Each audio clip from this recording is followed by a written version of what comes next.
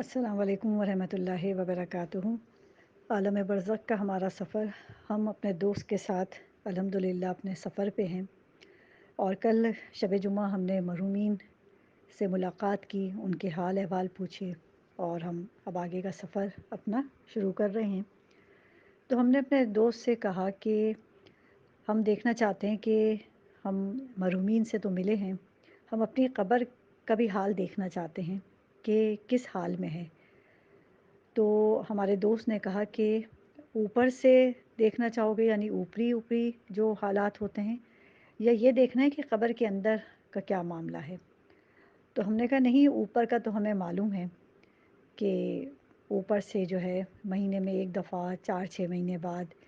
ہمارے عزیز و قارب آ کے فاتح خوانی کرتے ہیں، اس وقت وہاں پہ صاف صفائی بھی ہو جاتی ہے، پھول بھی آ جاتے ہیں، چراغاں بھی ہو جاتا ہے۔ یہ اوپر کی چیز ہے، ہمیں وہ دیکھنا ہے کہ جو اندر کا معاملہ ہے، کہ صرف ہم دیکھنا چاہتے ہیں کہ ہمارا تو سفر ہے، مگر کیونکہ جسم تو ہمارے ساتھ نہیں ہے، ہم تو ایک روحانی سفر عالم برزخ میں کر رہے ہیں، تو ہم اپنی قبر کو دیکھنا چاہیں گے کہ کیسی ہے۔ تو ہمارے دوست نے کہا کہ بالکل، کیونکہ تمہاری ہر چیز کو پورا کیا جائے گا، ہر خواہش کو پورا کیا جائے گا، وجہ کہ تم نماز غفیلہ پڑھتے تھے یا پڑھتی تھیں۔ مغرب اور عشاء کے بیچ میں 2 رکعت نماز غفیلہ، یہ نماز دیکھ کے بھی پڑھی جا سکتی ہے اور بیٹھ کے بھی پڑھ سکتے ہیں۔ تو اس نماز کی ایسی خاصیت برکت ہے کہ تم دنیا میں جو سوچتے تھے وہ بھی خدا پوری کرتا تھا، تمہاری حاجتوں کو اور دل میں سوچی ہوئی بات کو،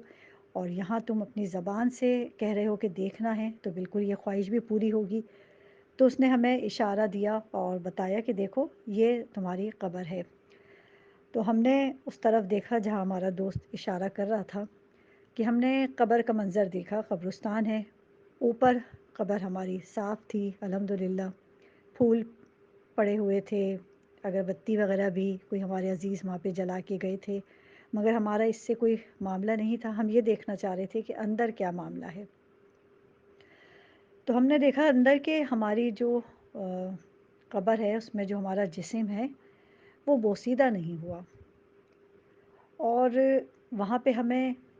کوئی بھی، یعنی جیسے قبر میں کیڑے اور اس طرح کی چیزیں ہوتی ہیں نا، وہ بھی کچھ نظر نہیں آئیں۔ قبر کے اندر کا حال انشاءاللہ ہم شب جمعہ بیان کریں گے، جب مرحومین سے ملاقات کریں گے اور وہاں مرحومین سے معلوم کریں گے پہلی رات۔ ہم اب سوال یہ ہوتا ہے کہ ہم اپنا کیوں نہیں بیان کر رہے؟ تو اگر ہم اپنا بیان کریں گے تو ہم شاید جو سمجھنا چاہ رہے ہیں، جو پیغام حاصل کرنا چاہ رہے ہیں، وہ اچھے طریقے سے نہ لے سکیں، کیونکہ ہم ایک تصوراتی لے کے چل رہے ہیں۔ تو ہم سمجھیں گے کہ جو سامنے والا بتا رہا ہے نا، وہ اس سے ہمیں جو ہے اب احتیاط کرنی ہے ان معاملات سے، اور جو اس کی نیکیاں ہیں، جو خوبیاں ہیں، جس سے اسے انعامات مل رہے ہیں، وہ ہمیں اپنی زندگی میں لے کے آنے ہیں۔ اصل ہمارا پیغام یہی ہے۔ تو ہم نے اپنی قبر کی طرف دیکھا، اور اس میں اندر دیکھا ہم نے، تو قبر ہماری بوسیدہ نہیں تھی۔ تو ہم بڑے خوش ہوئے، اپنے علم دوست سے ہم نے پوچھا کہ بھائی ہماری قبر تو بڑی بڑی صاف ستھری، اندر سے بھی، باہر سے تو ہے ہی، اندر سے بھی بہت، ہمیں اندازہ نہیں تھا کہ، ہم تو سمجھتے ہیں کہ بھائی بہت ایک عرصے کے بعد قبر کا تو حال اندر بہت عجیب ہو جاتا ہے۔ تو ہمارے دوست نے کہا کہ بالکل حال جو ہے بالکل عجیب ہو جاتا ہے، اور تمہاری قبر اس وجہ سے تمہیں اس طریقے کی نظر آ رہی ہے، یعنی تمہارا جسم بوسیدہ نظر نہیں آ رہا، کیڑے مکوڑے اس پہ نظر نہیں آ رہے، کہ تم جو ہو جمعے کا غسل بہت ہی پابندی سے کرتی تھیں یا کرتے تھے، یعنی تمہارے لیے بہت ایک جمعے کے دن کو یہ خاص اہمیت حاصل تھی کہ مجھے غسل جمعہ ہر صورت کرنا ہے، اور تم اس حد تک اس چیز پہ جو ہے پابندی رکھتے تھے یا رکھتی تھی کہ اگر جمعے کے دن کوئی بھی وجہ ہے، پانی نہیں میسر آ رہا، اللہ نہ کرے بیماری تھی، کوئی وجہ بنی، تو دوسرے دن ہفتے کو قضا بھی کرتے تھے، کیونکہ تمہارے پاس میں موجود تھا، علم دوست، تمہیں مسئلہ معلوم تھا، علم، کیونکہ میں نے تمہاری رہنمائی کی کہ اگر فرائیڈے کو غسل جمعہ نہیں کر سکے تو ہفتے کو اس کی قضا کر سکتے ہیں، تو تم اس کی قضا کر لیتے تھے۔ یہ مسئلہ سیستانی صاحب کے مقلدین کے لیے، خامنہئی صاحب کا اس وقت میرے ذہن میں نہیں ہے تو میں یہاں نہیں بیان کر رہی۔ تو ہمارے دوست نے کہا کہ وہ تمہیں مسئلہ معلوم تھا اور تم اتنی پابند تھے، ہم نے کہا ہاں بالکل، ہم اس پہ اس لیے پابند تھے کہ ہم نے بہت روایات دیکھی تھی کہ اس غسل جمعہ کی اتنی تاکید ہے، اتنی اس حد تک تھی کہ لگتا ہے کہ کچھ مراجع اس کو ایسا نہیں کہ واجب ہی قرار دے دیں کہ جمعے کو کرنا ہے۔ اور ہم نے بہت سی روایات دیکھی تھیں کہ اگر پانی نہ بھی ہو تو خریدو، اور خرید کے جو ہے جمعے کا غسل لازمی کرو، تو اس سے ہمیں اہمیت معلوم ہوتی تھی۔ اور پھر ہمیں بالکل یہ بھی علم تھا کہ کسی بھی مستحب عمل کی بہت زیادہ تاکید ہو اور یہ کہا جائے کہ اگر وقت پہ نہیں کیا تو اس کی قضا بعد میں کر لو، تو اس کی اہمیت اور زیادہ بڑھ جاتی ہے۔ تو ہمارے دوست نے کہا کہ مثال کہ تمہیں کیا یاد ہے بتاؤ؟ تو ہم نے بتایا کہ جیسے یہی کہ جمعے کا اگر غسل نہیں کیا تو ہفتے کو قضا کر سکتے ہیں بالکل، اور نماز شب اگر کسی بھی وجہ سے ہم نہیں پڑھ سکے تو دوسرے دن ہم قضا بالکل کر سکتے ہیں۔ روزانہ کے نوافل، اس کی بہت تاکید ہے، اگر ہم اس وقت نہیں پڑھ پاتے تھے کسی بھی وجہ سے تو ہم اس کی دن میں کسی بھی ٹائم پہ قضا کر لیتے تھے۔ ہم اپنے کبھی انشاءاللہ موضوعات میں شاید کل یا پرسوں نوافل پہ بھی بتائیں گے کہ اس کی کتنی اہمیت اور کتنی تاکید اور کتنا ثواب ہے۔ تو ہمارا علم دوست جو ہے وہ بہت خوش ہوا کہ تم نے جو میرا دوستی کا حق تھا سمجھو ایک طرح سے وہ ادا کیا،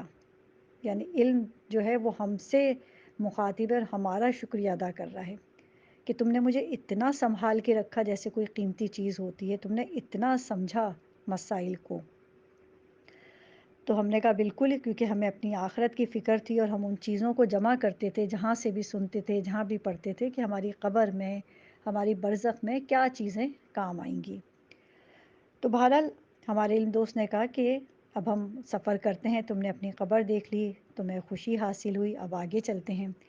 ہم چلنے لگے تو ہم نے ایک بہت ہی خطرناک منظر دیکھا کہ کچھ لوگ ہیں اور آگ ہے، اس پہ سے انہیں گزرنا ہے، آگ کے شعلے ہیں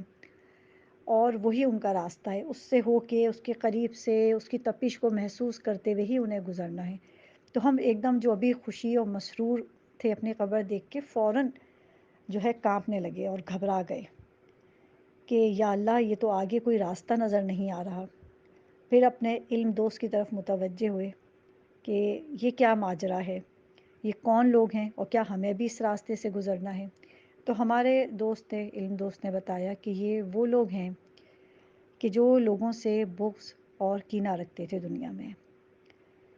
تو ہم نے اپنے علم دوست سے معلوم کیا کہ دنیا میں جب ہم رہتے ہیں تو کبھی ہمیں کسی سے کوئی تکلیف، اذیت پہنچ ہی جاتی ہے، یہ دنیا ہے۔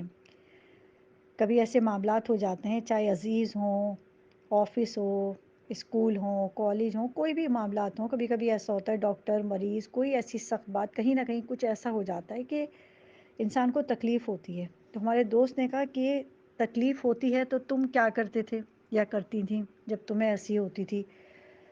تو ہم نے کہا کیونکہ تم ہمارے پاس موجود تھے، ہمارے پاس روایات تھیں کہ ہم اس چیز کو دل میں نہیں لیتے تھے، سامنے والے کی ہدایت کی دعا کرتے تھے، رنجیدہ تھوڑی دیر کے لیے ہوتے تھے اور روایات کی روشنی میں دیکھتے تھے کہ اگر آپ کا دل دکھتا ہے، آپ کو اذیت ہوتی ہے، تکلیف ہوتی ہے، تو خدا آپ کے گناہ اس وقت بخش رہا ہوتا ہے جب آپ اذیت میں، تکلیف میں، پریشانی میں ہوتے ہیں، کوئی آپ کا دل دکھاتا ہے اور آپ خدا کے قریب ہوتے ہیں، تو ہمیں اس چیز سے بہت سکون ملتا تھا اور ہم صبر اختیار کرتے تھے۔ کہا یہ لوگ جو ہیں یہ اس سے الٹ کرتے تھے کیونکہ انہوں نے علم سے دوستی نہیں کی، علم کو سیکھا نہیں، اور یہ اپنے ارد گرد بھی ایسے ہی لوگوں میں اٹھتے بیٹھتے تھے، دوستی بھی، کیونکہ روایات میں ہے نا کہ مومن مومن کا آئینہ ہے اور ہر کوئی اپنے جیسے کی طرف ہی مائل ہوتا ہے۔ انہیں سکون ہی وہاں ملتا تھا کہ جہاں ان جیسے لوگ ہوں کہ ان کی برائی کو بڑھاوا دیتے تھے، مگر تم اپنے جیسے لوگوں میں ہوتے تھے کہ روایات، احادیث جہاں کوڈ ہو رہی ہیں، جہاں پہ بیان ہو رہی ہیں، ان کا معاملہ یہ تھا کہ یہ بغض اور کینے کو پالتے تھے۔ اور ہمارے علم دوست نے بتایا کہ ابھی تو انہیں اس آگ کی تپش کو محسوس کرتے ہوئے جانا ہے، وہ تپش بھی ایسی ہے کہ جھلسا رہی ہے ہاتھوں کو، جیسے جیسے یہ آگے بڑھ رہے ہیں ایسا لگ رہا ہے کہ ہاتھ جیسے جل ہی گیا ہو، ایسے نشانات ہم دیکھ رہے ہیں کہ ان کے بدن پہ آ رہے ہیں۔ تو ہمارے علم دوست نے کہا کہ یہ انہیں اس وقت تو یہ برداشت کرنا ہے، مگر روز محشر روایات ہیں کہ ایک آگ ہوگی جو سینے سے نکلے گی انسان کے، کیونکہ بغض اور کینہ جو انسان سینے میں پالتا ہے وہاں سے نکلے گی اور جلائے گی۔ اللہ اکبر، خدا سب کو، ہم سب کو محفوظ رکھے۔ تو ہمارے علم دوست نے کہا کہ اگر یہ علم سے دوستی کرتے تو ان کے پاس بہت سے ایسی معلومات آ جاتی کہ جس سے بغض اور کینہ ان کو محسوس ہوتا تھا۔ ایک تو پہلے اپنے دل کو پاک و صاف کرتے، ان کے پاس شب قدر تھیں، ان کے پاس شب برات تھی، اب انشاءاللہ عرفہ بھی آنے والا ہے۔ تو ہمارے علم دوست نے کہا ایسے ایسے دن، ایسی راتیں تھیں کہ یہ جب خدا کے آگے توبہ استغفار کر رہے تھے، معافی مانگ رہے تھے، تو انہیں دوسروں کو پہلے دل سے معاف کرنا تھا، وہیں پاکیزگی آ جاتی۔ سب سے پہلے دل سے معاف کر دیا، ٹھیک ہے کسی نے کچھ کہا، میں نے خدا پہ چھوڑا۔ اور بغض اور کینہ اس طرح رکھا کہ اس چیز کو لے کے بیٹھ جاتے تھے، جب کبھی اس شخصیت کا نام سنا تو چہرہ پھیر لیا، چہرہ بنا لیا، اس کا نام سننا گوارا نہیں کیا، ایک بغض اور کینہ رہتا تھا۔ اگر یہ چاہتے علم دوستی رکھتے تو اس کے لیے بہترین حل جو بتایا گیا ہے، جو روایات میں ہے، کہ جس سے بغض محسوس ہو، جس سے تکلیف اور اذیت محسوس ہو، کینہ محسوس ہو، دل کو پاک و صاف کیا جائے سب سے پہلے، کہ ہم نے دل سے معاف کیا، خدا اس کو ہدایت دے، اور اس کے حق میں دعا کرنی چاہیے زیادہ سے زیادہ۔ یہ بہت زیادہ تاکید ہے کہ ہمیں کسی سے اگر محسوس ہو رہا ہو کہ ہمارا دل اس سے خراب ہو رہا ہے، یا کوئی کینے کی یا بغض کی ذرا بھی کوئی روحانی بیماری ہمارے اندر آ رہی ہے، تو ہم فوراً الرٹ ہو جائیں، اور فوراً ہم کیا کریں، تھوڑا صدقہ نکالیں حسب حیثیت، اور جس کے ذہن میں، جس کا ذہن میں ہمارے آ رہا ہو کہ ہمیں اس سے پرابلم ہو رہی ہے، اس کے لیے دعا کرنی چاہیے۔ یہ اتنا بہترین عمل ہے، یہ اتنا بہترین عمل ہے کہ دل پاک و صاف ہو جاتے ہیں۔ ہمارے علم دوست نے کہا کہ جب دل و پاک صاف ہوتا ہے نا دل، تو اس گھر میں خدا رہتا ہے، اس دل میں یعنی خدا اپنا گھر بنا لیتا ہے، معصومین رہتے ہیں، زمانے کے امام رہتے ہیں، وہ دل اتنا پاک و صاف ہو جاتا ہے۔ تو بس آج کا موضوع عالم برزخ کے حوالے سے کہ اپنے دلوں کو کشادہ رکھیں، بغض اور کینے سے محفوظ رہیں، جب کبھی کسی سے کوئی مسئلہ یا کوئی پرابلم لگے اس کے لیے ہاتھ اٹھا کے دعا کیجئے، اس سے بغض و کینہ دور ہوتا ہے، کیونکہ فکر دیکھیں اپنی کرنی ہے۔ ہمارا مذہب جو ہے رد عمل کا مذہب نہیں ہے، عمل کا ہے۔ ہم سامنے والے کو دیکھ کے جو ہے اپنے اعمال نہیں کرتے کہ وہ کیا کر رہا ہے اور ہمیں کیا کرنا ہے، ہمیں وہ کرنا ہے جو اہل بیت کی تعلیمات ہیں۔ ہم کتنا سیرت اہل بیت و معصومین کو دیکھتے ہیں، صبر، درگزر، مولا حسن کو دیکھتے ہیں کہ ان کی زوجہ کے حوالے سے کہ گھر میں بھی بے سکون، اور باہر جاتے ہیں تو باہر بھی اذیت و تکلیف۔ مولا علی باہر جاتے ہیں کس طرح کے معاملات ہیں۔ ہمیشہ دیکھا گیا ہے کہ اہل بیت نے، معصومین نے کبھی ان جیسا سلوک نہیں کیا ان کے ساتھ۔ سمجھ میں یہی آتا ہے کہ پھر سامنے والے میں اور ہم میں کوئی فرق نہیں رہ جاتا۔